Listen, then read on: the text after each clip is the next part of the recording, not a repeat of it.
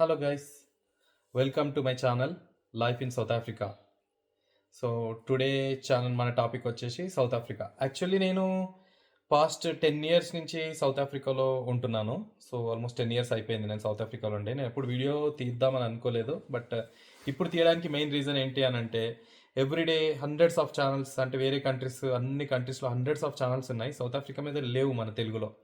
So thought will do one అని అనుకున్నాను, అందుకే చేస్తున్నాను. సో మెయిన్ రీజన్ నేను సౌత్ ఆఫ్రికా చేయడానికి మెయిన్ రీజన్ ఏంటంటే సౌత్ ఆఫ్రికా అంటే చాలా మందికి తెలియదు అసలు. ఇప్పుడు ఏ అమెరికా, ఆస్ట్రేలియా, కెనడా అంటే అందరికి తెలుసు, చాలా ఛానల్స్ ఉన్నాయి. సౌత్ ఆఫ్రికా గురించి పెద్దగా యూస్ఫుల్ ఇన్ఫర్మేషన్ ఉన్న ఛానల్స్ ఏమి లేవు, అది తెలుగులో ఎస్పెషల్లీ. సో నార్త్ ఇండియన్స్ హిందీలో చాలా ఛానల్స్ ఉన్నాయి, సో తెలుగులో లేవు. సో సౌత్ ఆఫ్రికా గురించి చెప్పాలంటే సౌత్ ఆఫ్రికా అనేది ఒక కంట్రీ. సో సౌత్ ఆఫ్రికాని తెలుగులో దక్షిణాఫ్రికా అంటారు. సో దీనికి వచ్చేసి మన నెల్సన్ మండేలా యాక్చువల్లీ మనకి గాంధీ తాత ఎలాగో ఇండియాకి, నెల్సన్ మండేలా అలా ఫాదర్ ఆఫ్ నేషన్ అన్నట్టు సౌత్ ఆఫ్రికాకి. సో ఆయన మడిబా అని కూడా అంటారు. సో ఆయన 94లో ఇండిపెండెన్స్ ఇప్పించాడు. సో చెప్పాలంటే ఇట్స్ లైక్ 30 ఇయర్స్ అంతే, 94 నుంచి. సో ఎగ్జాక్ట్లీ 30 ఇయర్స్ అయింది వీళ్ళకి ఇండిపెండెన్స్ వచ్చి. సో ప్రీవియస్గా ఇది యాజ్ యూజువల్ బ్రిటిష్ కంట్రోల్లోనే ఉంది, బ్రిటిష్ అండర్లో. సో ఇక్కడ మనకి మెయిన్ అడ్వాంటేజ్ ఏంటంటే సౌత్ ఆఫ్రికాకి లాంగ్వేజ్. సో మనకి ఇంగ్లీష్ కంట్రీస్ కొన్నే తెలుసు. ఇప్పుడు జర్మన్ అన్న ఇంకేదైనా కంట్రీ వెళ్తే వాళ్ళ లోకల్ లాంగ్వేజ్ ఉంటుంది. సౌత్ ఆఫ్రికాకి ఎన్ని లాంగ్వేజెస్ ఉన్నా అఫీషియల్ లాంగ్వేజ్ వచ్చేసి ఇంగ్లీష్. సో ఇక్కడ లోకల్స్ అందరూ ఫ్లూయెంట్గా ఇంగ్లీష్ మాట్లాడతారు, చాలా ఫ్లూయెంట్గా మాట్లాడతారు ఇంగ్లీష్. సో సౌత్ ఆఫ్రికా వచ్చేసి మనకి మెయిన్ ఈ లాంగ్వేజ్ బ్యారియర్ ఒకటి లేదు. సెకండ్ అడ్వాంటేజ్ ఏంటి మనకి అని అంటే సౌత్ ఆఫ్రికా 365 డేస్ వెదర్ చాలా కూల్గా ఉంటుంది. అంటే I mean cool in the sense ideal weather, చాలా బాగుంటుంది ఐడియల్ వెదర్. సో 365 డేస్ మనకు సన్నీగా ఉంటుంది. సో ఎగ్జాక్ట్లీ మీకు చెప్పాలి అని అంటే సౌత్ ఆఫ్రికా వెదర్ ఎలా ఉంటుంది అంటే ఎగ్జాక్ట్లీ లైక్ ఆస్ట్రేలియా లాగా ఉంటుంది అని చెప్పొచ్చు. ఎందుకు అని అంటే ఇప్పుడు same Australia and South Africa same లాటిట్యూడ్లో ఉంది. సో నేను almost like 2 years, more than 2 years South ఆస్ట్రేలియాలో ఉన్నాను. సో నేను సిడ్నీలో ఉండే అప్పుడు. సో నాకు కంపేర్ చేసుకుంటే, క్లోజ్లీ కంపేర్ చేసుకుంటే, సో వెదర్ ఎవ్రీథింగ్ సేమ్ ఉంది. ఓన్లీ డిఫరెన్స్ ఏంటి అని అంటే ఈ సౌత్ ఆఫ్రికా కూడా ఒక country, Australia country. Of course రెండు వెదర్స్ అని చెప్పలేము. సో స్పెసిఫిక్గా చెప్పాలంటే సో సౌత్ ఆఫ్రికాలో వచ్చేసి major cities Cape Town, Durban, Johannesburg, Pretoria and మన బ్లూమ్ ఫౌంటైన్ ఒకటి ఉంటుంది. అండ్ నెక్స్ట్ వచ్చేసి పోర్ట్ ఎలిజబెత్ అని ఉంటుంది. సో ఈ ప్లేసెస్ అన్నట్టు, ఈ 6 ప్లేసెస్. సో క్లోజ్ రిలేటివ్ చేసుకోవాలనుకుంటే జోహెనస్బర్గ్ని almost Johannesburg weather equal to Melbourne లాగా ఉంటుంది ఆల్మోస్ట్ 99%. అండ్ నెక్స్ట్ వచ్చేసి కేప్ టౌన్ వచ్చేసి ఆల్మోస్ట్ లైక్ సిడ్నీ వెదర్ లాగా ఉంటుంది. సో కొంచెం అది కోస్ట్ కాబట్టి. జోహెనస్బర్గ్లో మనకి ఓషన్ లేదు. సో కేప్ టౌన్లో ఆఫ్ కోర్స్ ఓషన్ ఉంది. సో కేప్ టౌన్ వచ్చేసి మనకి సేమ్ మన సిడ్నీ వెదర్ లాగా ఉంటుంది. అండ్ మోర్ ఓవర్ ఇంకా డర్బన్ అవన్నీ కంపేర్ చేస్తే డర్బన్ వచ్చేసి మనకి almost equal to Brisbane or Adelaide లాగా ఉంటుంది, మంచిగా హాట్గా ఉంటుంది ఎప్పుడు. సో ఇదన్నట్టు. సో ఈ సౌత్ ఆఫ్రికాలో మెయిన్ ఇప్పుడు మేము ఉండేది జోహెనస్బర్గ్. సో నేను 10 ఇయర్స్ నుంచి ఇక్కడే ఉంటున్నాను. నేను సాఫ్ట్వేర్లో వర్క్ చేస్తున్నాను. నేను దాని గురించి మనం తర్వాత నేను క్లియర్ వీడియో ఇంకోటి తీస్తాను. సో ఇప్పుడు సౌత్ ఆఫ్రికా వచ్చేసి జోహెనస్బర్గ్ వచ్చేసి నేను 10 ఇయర్స్ నుంచి ఉంటున్నాను. జోహెనస్బర్గ్ అనేది సిటీ ఆఫ్ జోహెనస్బర్గ్ అంటారు. ఇప్పుడు మనం గ్రేటర్ హైదరాబాద్ అంటాం కదా, అలా సిటీ ఆఫ్ జోహెనస్బర్గ్ అంటారు. సో జోహెనస్బర్గ్ అనేది ఒక సిటీ ఉంది, అది సిబిడి. అది అంత బ్యూటిఫుల్గా అంటే ఐ మీన్ మంచి మంచి ప్లేస్. ఆఫ్టర్ ఇండిపెండెన్స్ మొత్తం దాన్ని అందరు అటాక్ చేసేసి, లోకల్స్ అందరు దాన్ని టేక్ ఓవర్ చేసేసి, వైట్స్ నుంచి అలా అయిపోయి అక్కడ మొత్తం క్రైమ్ అదంతా ఎక్కువైపోయింది. సో జోహెనస్బర్గ్ సిబిడికి మేము అసలు ఎప్పుడు వెళ్ళాము. సో ఆ సిటీ ఎక్స్పాండ్ అవుతూ అవుతూ అవుతూ వస్తూ ఉందన్నట్టు. సో ఇప్పుడు మేము కూడా మిడ్ ర్యాండ్ అనే ప్లేస్లో ఉంటాము. మిడ్ ర్యాండ్ కూడా సిటీ ఆఫ్ జోహెనస్బర్గ్ కింద వస్తుంది. సో అటు నుంచి Midrand and Rosebank, Sandton అనేది one of the expensive, most expensive place in Africa అని చెప్పొచ్చు. సో సౌత్ ఆఫ్రికాలో expensive Sandton, and moreover all over ఆఫ్రికాలో కూడా ఎక్స్పెన్సివ్ ప్లేస్ శాంటనే. సో శాంటన్ చాలా బ్యూటిఫుల్గా ఉంటుంది అన్ని ప్లేసెస్. అంటే ఐ మీన్ జోహెనస్బర్గ్ మొత్తము వాళ్ళు అందరూ ఇండిపెండెన్స్ వచ్చాక అటాక్ చేసి అది ఇది క్రైమ్ ఎక్కువైపోయిందని చెప్పేసి సిటీ మూవ్ అవుతూ వస్తుంది. సో ఆల్మోస్ట్ ఈ జోహెనస్బర్గ్ సిటీ కూడా వెల్ ప్లాన్డ్ సిటీ అన్నట్టు, విత్ నైస్ ఇన్ఫ్రాస్ట్రక్చర్ అన్ని టోటలీ. సో సౌత్ ఆఫ్రికా మొత్తం totally first world country infrastructure ఉంటుంది. సో టోటల్లీ చెప్పాలంటే వాటర్ ఫర్ ఎగ్జాంపుల్ తీసుకుంటే 24/7 కంటిన్యూస్ వాటర్ వస్తూ ఉంటాయి. అండ్ ఎలక్ట్రిసిటీ కానీ, రోడ్స్ కానివ్వండి, అండ్ ఎవ్రీథింగ్. రోడ్డు కనెక్టివిటీలో ఆల్మోస్ట్ ఇది సౌత్ ఆఫ్రికా 4th ఉందనుకుంటా లార్జెస్ట్ రోడ్ నెట్వర్క్స్లో. సో అఫ్ కోర్స్ ఇండియా అంత పెద్దది కాకుండా పర్లేదు, ఒక 2000 కిలోమీటర్స్ రేడియస్ అలా ఉంటుంది. సో బిగ్గెస్ట్ కంట్రీ అది, కానీ ఇండియా కంటే చిన్నదే. సో ఇక్కడ వచ్చేసి సౌత్ ఆఫ్రికన్ కరెన్సీ వచ్చేసి ర్యాండ్ అంటారు. సో జెడ్ఏ మనం ఐఎన్ఆర్ అంటాం కదా, అట్లా వీళ్ళు జార్ అంటారు, జెడ్ఏఆర్. సో దీన్నొచ్చేసి పిలవడం మాత్రం మనం రూపీ అంటాం కదా, వీళ్ళు ర్యాండ్ అంటారు అన్నట్టు. సో సౌత్ ఆఫ్రికన్ ర్యాండ్ చాలా వోలటైల్. సో నేను వచ్చినప్పుడు 5.5, 5.75 ఆల్మోస్ట్ అలా ఉండేది నేను 2014లో వచ్చినప్పుడు. ఇప్పుడు అది 460, 470కి వచ్చింది, పడిపోయింది. అన్నీ పెరుగుతూ ఉంటే ఇక్కడ పడుతూ ఉన్నాడు. సో అదొక drawback. But apart from working life, work balance చాలా బాగుంటుంది మనకి.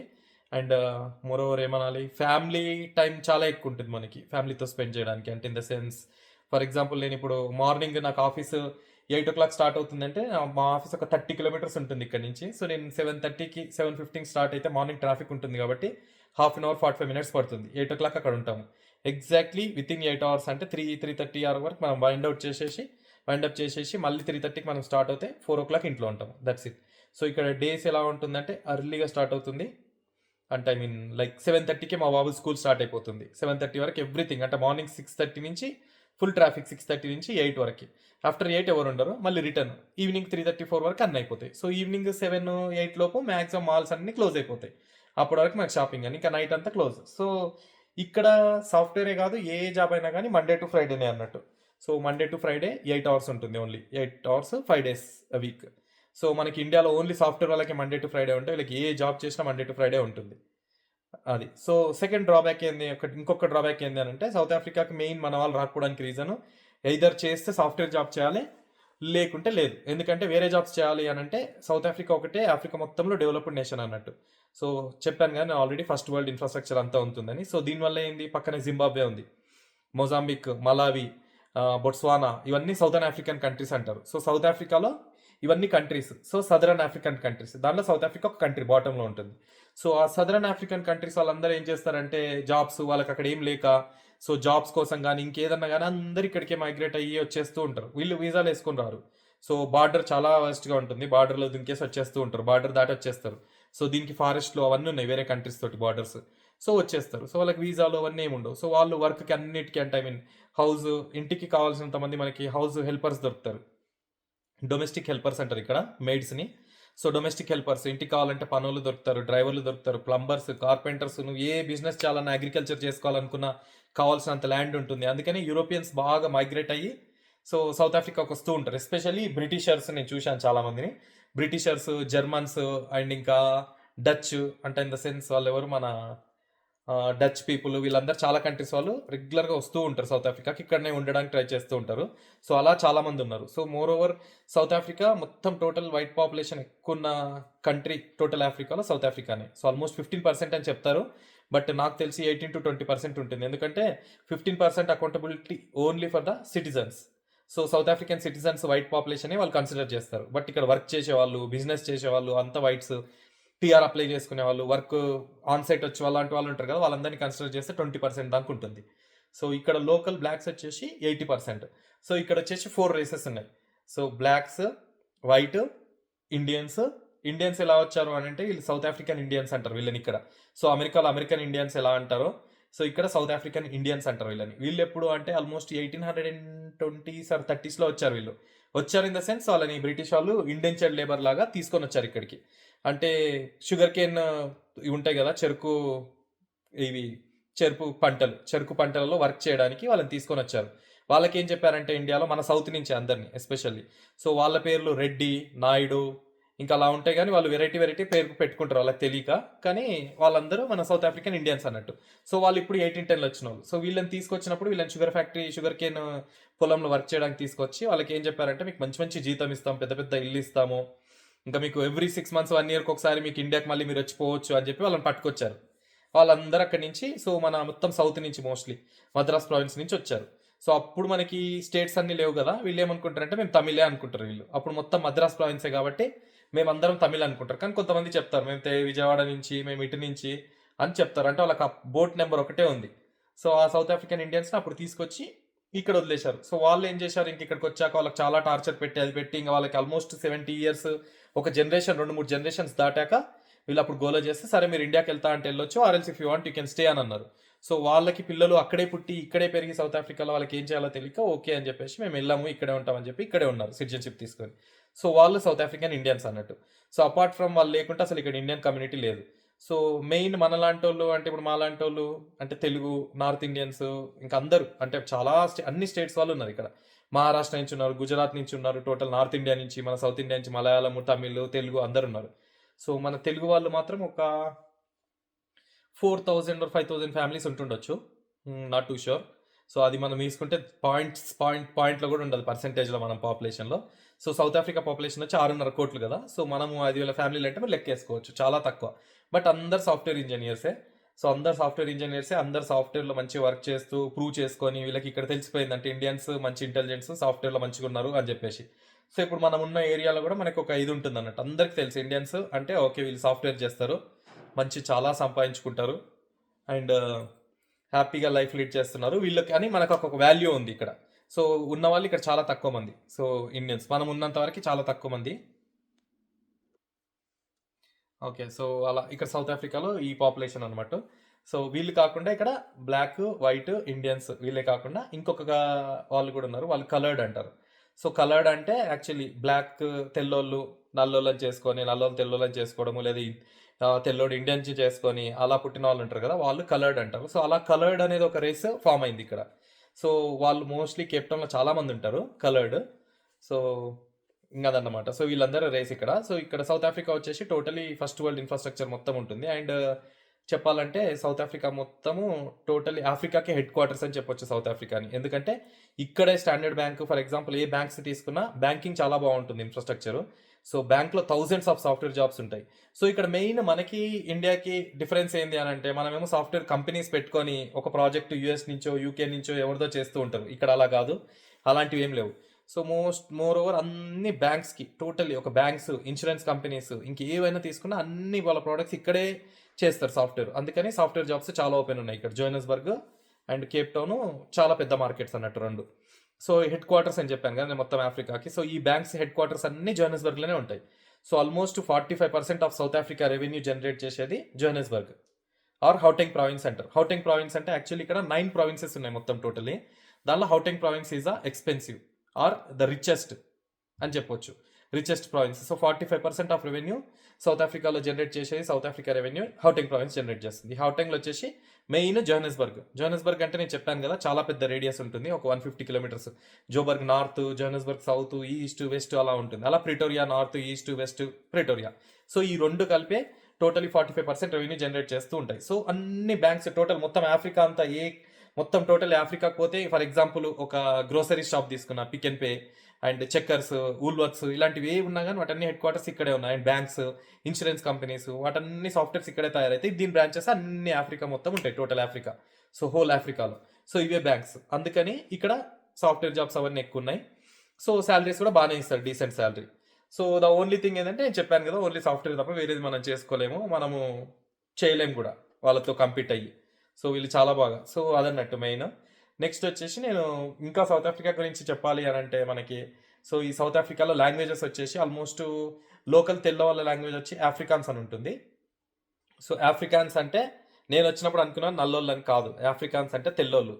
బట్ RICAN AFRIKAN అన్నట్టు ఆఫ్రికాన్ అంటే తెల్లోళ్ళు. సో వాడు మాట్లాడే లాంగ్వేజ్ని ఆఫ్రికాన్స్ అంటారు. సో వీళ్ళు 1400లో ఆ టైంలో వచ్చేసి 1600 నుంచి ఫుల్ ఫ్లెడ్జ్గా ఇక్కడనే జెండా పాతేసుకున్నారు కేప్ టౌన్లో. అటు నుంచి జోహన్నెస్బర్గ్ మొత్తం సౌత్ ఆఫ్రికా అంతా. సో అప్పుడు ఏమైందంటే డచ్, జర్మన్స్ అండ్ వేరే బ్రిటిష్ వాళ్ళు ఇంకా చాలా యూరోపియన్ కంట్రీస్ వాళ్ళందరూ వచ్చి వాళ్ళకి కొత్త లాంగ్వేజ్ క్రియేట్ చేసుకున్నారు, అదే ఆఫ్రికాన్స్. సో ఆఫ్రికాన్స్ అనేది almost close related to Belgium language అని, లేకుంటే డచ్ తోటి క్లోజ్గా రిలేటెడ్ ఉంటుంది అని చెప్తారు వీళ్ళు. సో అదన్నమాట. సో ఈ లాంగ్వేజ్ వచ్చింది. ఇది కాకుండా వీళ్ళకి లోకల్ జూలు అని ఉంటుంది. అండ్ జూలు ఇంకోటి, సో ఇంకేవో కొన్ని లాంగ్వేజెస్ ఉంటాయి. బట్ వీటన్నిటిలో మనకి మెయిన్ అఫీషియల్ లాంగ్వేజ్ మాత్రం ఇంగ్లీషే. అందరు ఇంగ్లీషే కమ్యూనికేట్ చేసుకుంటారు, ప్రాపర్గా ఇంగ్లీష్ మాట్లాడతారు. And as I said weather అంతా బాగుంటుంది, ఇది ఒకటి అడ్వాంటేజ్. అండ్ సెకండ్ థింగ్ ఏంటి అని అంటే ఇక్కడ చాలా ప్లేసెస్ ఉన్నాయి విజిట్ చేసుకోవాలి అని అంటే. ఫర్ ఎగ్జాంపుల్ చెప్పాలంటే ఇక్కడ చుట్టుపక్కల ఒక 100, 150, 200 ప్లేసెస్ ఓన్లీ నా సరౌండింగ్స్లో ఉంటాయి. అంటే సఫారీస్ కానివ్వండి, జూస్ కానివ్వండి, అండ్ యాక్టివిటీస్ కానివ్వండి, ఇంకా బంజీ జంప్ చేయాలా, ఇంకేది చేయాలి, ఫర్ ఎగ్జాంపుల్ స్కై ఇదా ఏది చేయాలన్నా కానీ టోటలీ స్కై డైవింగ్ చేయాలన్నా ఎవ్రీథింగ్, అన్ని యాక్టివిటీస్ అన్ని టోటల్గా మన సరౌండింగ్స్లో ఉంటాయి. రీజనబుల్గానే ఉంటుంది price. Of course cost of living కొంచెం ఎక్స్పెన్సివే సౌత్ ఆఫ్రికా కంపేర్ చేస్తే, బట్ క్వాలిటీ ఆఫ్ లైఫ్ కూడా ఉంటుంది. ఎందుకంటే ఇక్కడ ఫ్రెష్ ఫ్రూట్స్ అండ్ వెజిటేబుల్స్ ఫుల్గా దొరుకుతాయి కావాల్సినన్ని. ఎందుకంటే మొత్తం ఆఫ్రికాకి ఎక్స్పోర్ట్ చేసేది, ఆల్మోస్ట్ ఆఫ్రికా మొత్తం ఎక్స్పోర్ట్ చేసేది సౌత్ ఆఫ్రికానే, ఫ్రూట్స్ కానీ వెజిటేబుల్స్ కానీ. సో మనకు కావాల్సిన వెజిటేబుల్స్ అన్నీ ఉంటాయి. అండ్ మోర్ ఓవర్ నేను చెప్పాను కదా ఇండియన్ పాపులేషన్ డర్బన్లో చాలా ఎక్కువ ఉందని. సో వాళ్ళందరూ ఫుల్గా కూరగాయలు అవన్నీ వస్తాయి మనకి. అంటే పాలకూర, గోంగూర దగ్గర నుంచి మనకు దొరకని కూరగాయలు లేవు. బెండకాయలు, దొండకాయలు ఎవ్రీథింగ్ దొరుకుతాయి. ఇండియన్ వెజ్జెస్ దొరుకుతాయి, ఫ్రూట్స్ దొరుకుతాయి, మ్యాంగోస్, సపోటాలు అన్నీ దొరుకుతాయి అన్నట్టు ఇక్కడ. సో ఫుల్గా దొరుకుతాయి, అదొక అడ్వాంటేజ్ ఉంటుంది ఇక్కడ. సో నెక్స్ట్ రూల్స్ ప్రాపర్గా ఫాలో చేస్తారు. సో ట్రాఫిక్ రూల్స్ 100% ప్రాపర్గా ఫాలో చేస్తారు. రోడ్స్ అన్ని 100% ప్రాపర్ ఇన్ఫ్రాస్ట్రక్చర్ ఉంటుంది.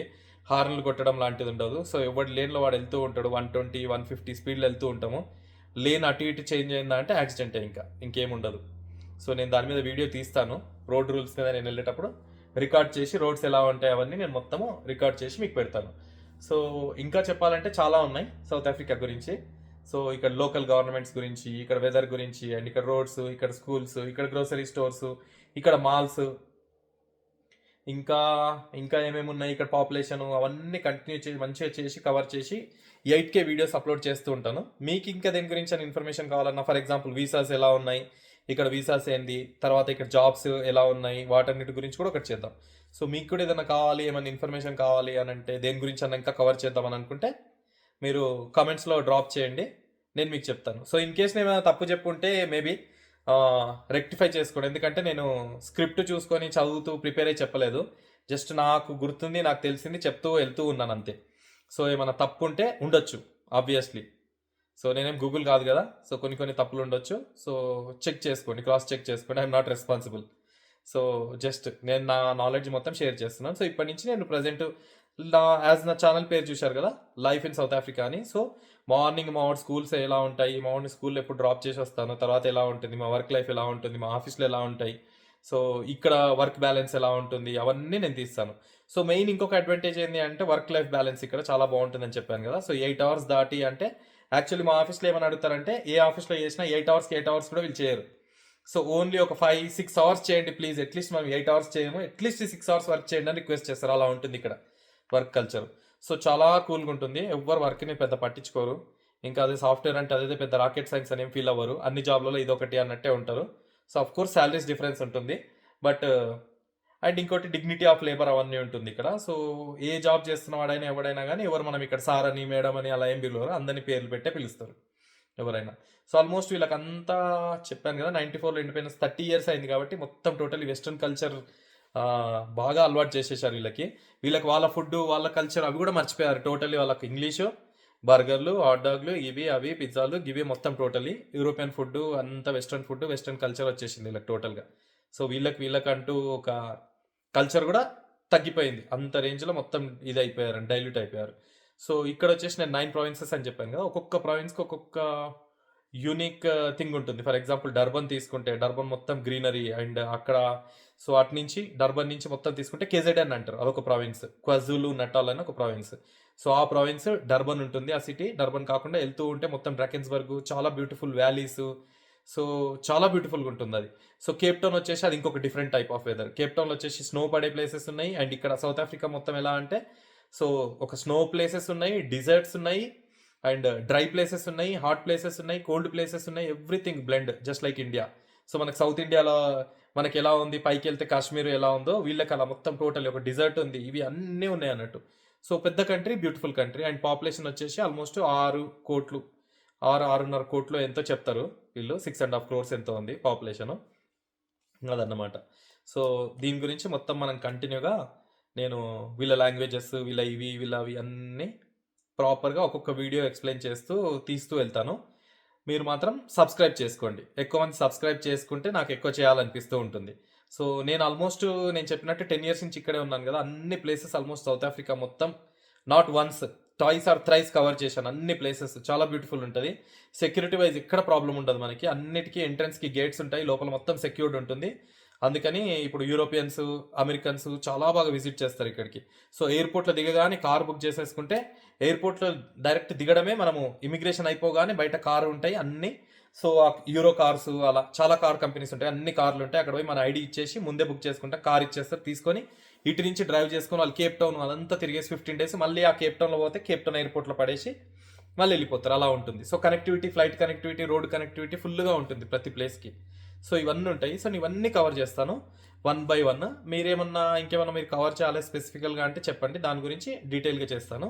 సో నేను వచ్చేసి 4K are 8K videos upload చేస్తాను. అంటే ఐ మీన్ రోడ్స్, మన ఇల్లు, మన ఇవి అన్నీ చేసి చెప్తాను నేను. సో అదన్నమాట ఈరోజుకి. సో సబ్స్క్రైబ్ చేసుకోండి. Thank you for watching.